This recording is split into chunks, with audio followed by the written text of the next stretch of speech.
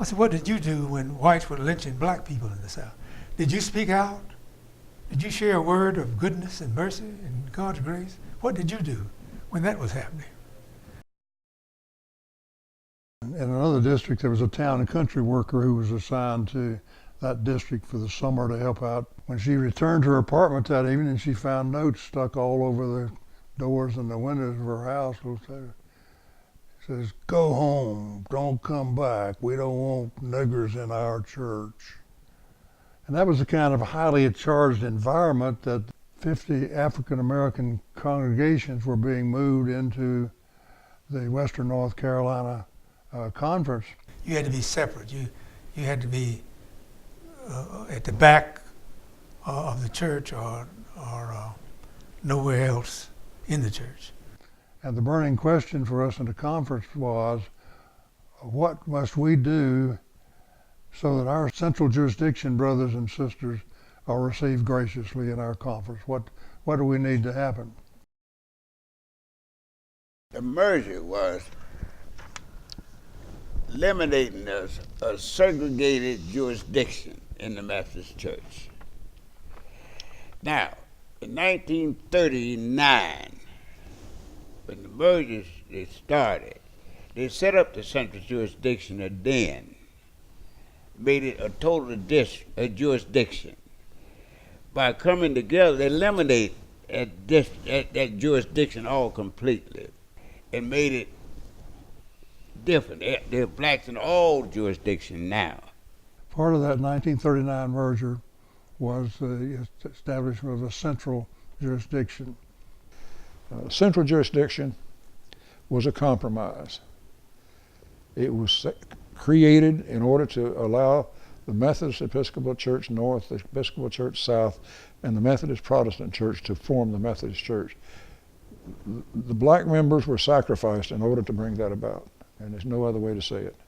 The central jurisdiction took all of the African American churches and put them in a separate jurisdiction. Blacks could not have communion together with. They had to go in a separate area to have communion. That's what started some of the predominantly black denominations, is because the opportunity to separate people when even the body and broken body and shed blood of Christ could not be together and taking communion. Even in 1939, when the church emerged, most of the African American delegates voted against merger. And so the central jurisdiction was not something that we had looked forward to having. What advantage did we have in the central jurisdiction? One of the real advantages is that we were in position to train and develop leaders, and we elected our own bishops in the central jurisdiction. So the result of that 1939 merger was that they ended up with 6 jurisdictions. 5 of those were geographical parts of the country, and one of them was purely racial. That brings us up to the 1968 merger that was brought the UUB Church and the Methodist Church together to form the United Methodist Church. And we didn't have that many EUB churches in Western North Carolina that it became an issue. But the abolition of the central jurisdiction was a must for the EUBs to join with us in that merger. They got us to do what we should have done on our own anyway. The first black church that left the central jurisdiction left actually in 1956. Mitchell Memorial Church at Harrisburg, Pennsylvania. But the thing that irks me most is the fact that the church did not take leadership in abolishing segregation. The state and the government did. We didn't move until after segregation was abolished.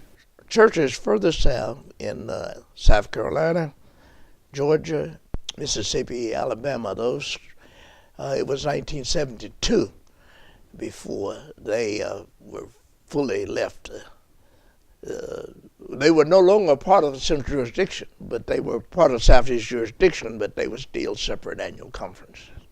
it has to be said that many of the black churches were no more interested in having a pastor of another race than were the white churches. And we all think interracial appointments mean sending black preachers to white churches. It works both ways. I had 20 black churches in my district, and one round of conferences I asked them how many of them would be willing to accept a pastor of another race. Only one said yes. So there was concern and anxiety on both sides, and I think understandably so. One point I want to make there is that you're talking about black people but did we well receive whites? You know, we are equal persons. Did we well receive them? Did they well receive us? I'd like to say we well received each other than just to say that they received us. But most of the people on the committee really wanted to see us move forward in terms of eliminating the central jurisdiction. It was the intentions of the district leaders, many of them, and Bishop Hunt in the early years to try to make certain that those of us who had come to the conference from the central jurisdiction were very much a part of the life of the annual conference. We were striving to be Christians and open the doors of opportunity for everybody, no matter what race or color they might be. The noun is person. Black and white are adjectives. We're able to share together. We was able to have meetings together. We were able to bring concerns together. We were able to understand each other, which we never had that experience before. First of all, there was some change in integration, some change in the racial feelings about, primarily on the larger stage with the general conference, jurisdictional conference, annual conference level. Races were serving together, but they all came together because they wanted to. You know, in the early days of merger, if you were not a pastor or a delegate to annual conference or served on some board or agency, it was very little contact and a change in the local church from Sunday after Sunday, week after week. Many members, I think, their lives were not affected very much by merger. You know, looking back, you want to certainly feel that you made some progress. And I would hate to think that that we had traveled 50 years and not made any. And I hope that, you know, for the future, that even if we have a special session of the General Conference next year and make decisions about the future of the church, that we will realize that we have faced difficult, critical times, that we didn't fully understand everything before.